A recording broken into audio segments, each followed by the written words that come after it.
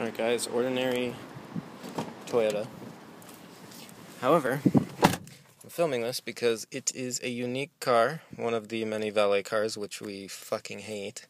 It doesn't start. Watch, check it out. Turn on the ignition. You can see my hand there. Nothing. That's all it does, nothing. Okay, now there's a trick to this. I'm going to show you. I'm going to do it with my foot because I don't have an extra hand. This is the high beam. See? So, check it out. Watch. Nothing, right? Well, let's see. You have to hold in the high beam to start it. It took me a whole 30 seconds to figure that out.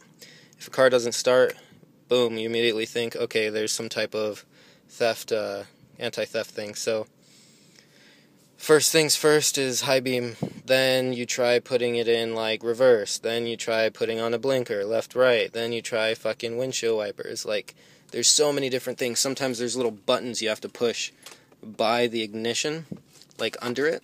You have to push that like with one hand and then turn with the other. So, pain in the ass cars, but that's something you learn as a valet for a few years. Alright guys, I'll see you guys later. This Corey 99 out.